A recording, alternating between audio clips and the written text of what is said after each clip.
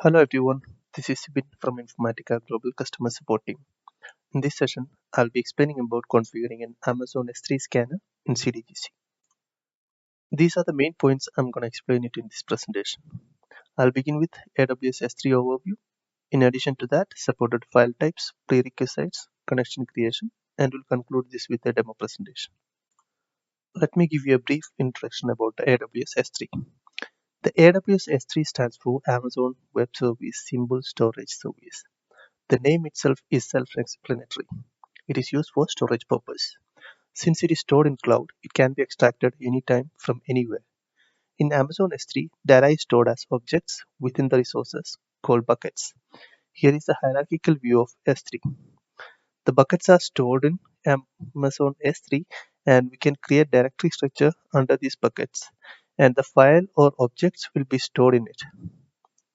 These files should be accessible to public. These are the supported file types in Amazon S3. Let's split it here into two. For metadata extraction, we support Avro, CSV, JSON, Parquet, and Microsoft Excel file types. But the JSON and Excel files are not supported for profiling. All the remaining three file types can be profiled. These are the file types Avro, CSV, and Parquet. Before we configuring the scanner, we need to make sure all the preconditions are met. Here are the list of preconditions. First one is about the connectors. We need to make sure we have a valid Amazon S3 license and enable the Amazon S3 V2 connectors in your runtime environment. To enable the connectors, you can click on the ellipsis on the extreme right of your runtime environment and choose Enable or Disable Service option. On the pop-up window, go to the Connectors tab and verify the connectors as chosen. This screenshot explains how to enable the connectors in CDGC runtime environment. The next important prerequisite is permissions. You need to make sure the required permissions are given for the authentication methods. We can authenticate to S3 in two different ways.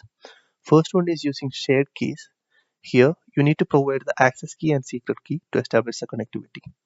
And the second one is with the help of IAM, that is Identity and Access Management.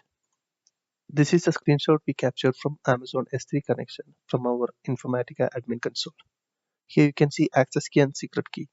These two values will be filled if you are using a shared key authentication. You can grant the permissions to your user according to your needs. If you are performing only metadata extraction, then you need to have read and access permissions for the user account. For profiling, you need to have another set of permissions required. These are the set of permissions you need to provide to the user. Put objects, get objects, delete object, list bucket multi-part uploads. Let's move on to the connection creation page. Yeah, as I mentioned in the previous slide, we can authenticate to S3 in two different ways. This can be done through our administrator console. You can create a new connection using the type Amazon S3 V2 and fill the details as per the screenshot. If you're using an IAM authentication, then you don't need to provide the access key or secret key in the configuration. You can use the test connection button to ensure the connectivity. Here in the screenshot, we are using shared key authentication. That's the reason you can see access key and secret key has been filled. Here the folder path is nothing but the bucket name or the complete path of the Amazon S3 objects. Let's move on to the demo. There I can show you the scanner configuration steps. This is the Amazon S3 catalog source I have created for demo purpose. In this registration page, we can choose the connection we created in the administrator service. Then click on to the next button and move to the configuration page where we will be configuring all the steps to perform extraction, profiling, data quality, classification, relationship discovery, and glossary association. Let's begin with the metadata extraction configuration. The initial thing you should configure here is a runtime environment. Select a runtime environment which is up and running. The next option is metadata change option. By default, the value will be retained. And if you wanted to remove something from the already extracted data, you can choose the delete option.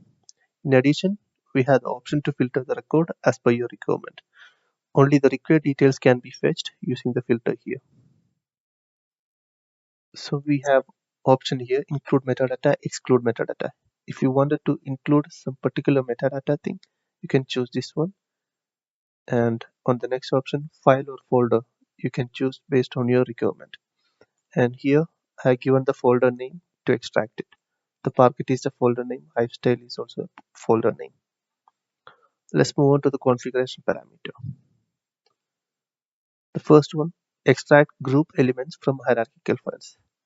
If you choose this option as yes here, then you can extract the group elements from hierarchical files and view the complete hierarchy of hierarchical fields. If you enable this option, then you cannot profile on hierarchical fields. Next one is enable extension-based file type detection. If you enable this feature, then the system will automatically detect the file types with the help of extension. You can detect the file types with file extensions for the file types such as CSV, TSV, TXT, and XML. You can see an option here, headers of delimited files. Here you can specify the header files by separating with a comma. Treat files without extension as. If there is no extension found in the files, then we have the privilege to choose the file types here. The Parquet, Avro, JSON. So you can choose it according to your needs. So if you choose it as Avro, then all the files without extension will be selected as Avro. Enter file delimiter. Specify the delimiter of the file. If your delimiter is not in this list, then you should enclose that in a single quotes here. File to be excluded during partition discovery.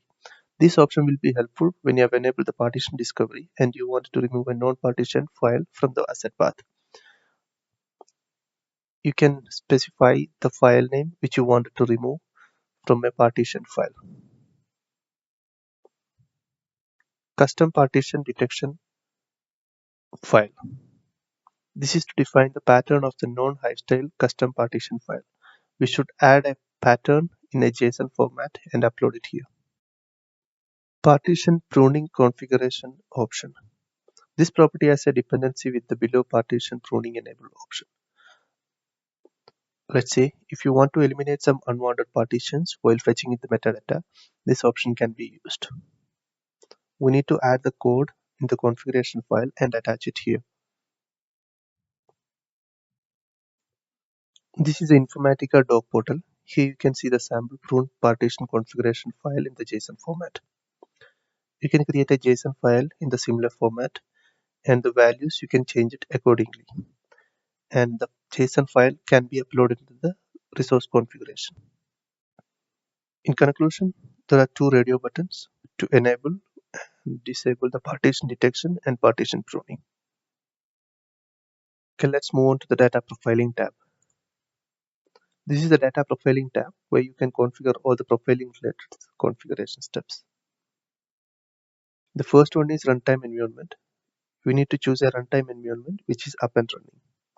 Then the filter conditions you can apply based on your requirement.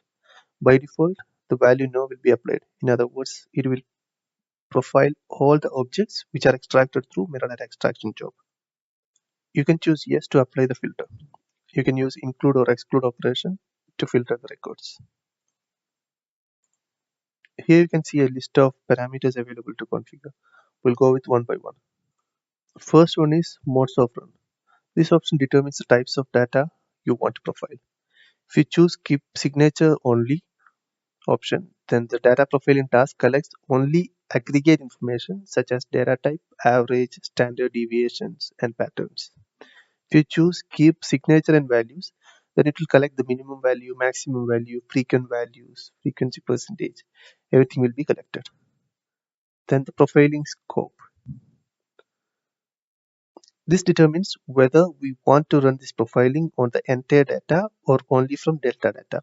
If you enable the incremental profiling and run the job for the first time, then it will consider it as a full load by scanning the entire metadata. If you wanted to limit the number of rows to be profiled, then you can use the sampling type option here. But here we have only all rows option available for this. For the file types Avro and Parquet, we need to configure an elastic cluster to profile the data. Also, a new connection is required here. Now you can save the configuration and run it. Okay, let me take you to the job execution page. This is execution stats. Here you can see metadata extraction is completed and the data profiling as well. This completes the configuration side. Let's go to the data governance and catalog page to see the extracted and profiled data. You can see the catalog source name in S3 Parquet High Partition Demo, and under that you can see the list of objects extracted here. One bucket, two folder, hierarchical field, and hierarchical file. And let's move to one of the hierarchical field, that is ADLS deleted. I'm just opening it here, and you can see this field has been profiled. And infer data types, you can see here the value frequency. You can see here the pattern, and under the value frequency you can see there are two distinct values are there, n and y, and the frequency is also given here, 34.2k records and 1.4k records for y value, and the percentage is 3.86 is to 96.14. Okay, this is all about Amazon S3 scanner demo. You can follow this URL to learn more about this Amazon S3 scanner. Also, please feel free to share your suggestions and feedback using any of these channels. Thank you so much for your time.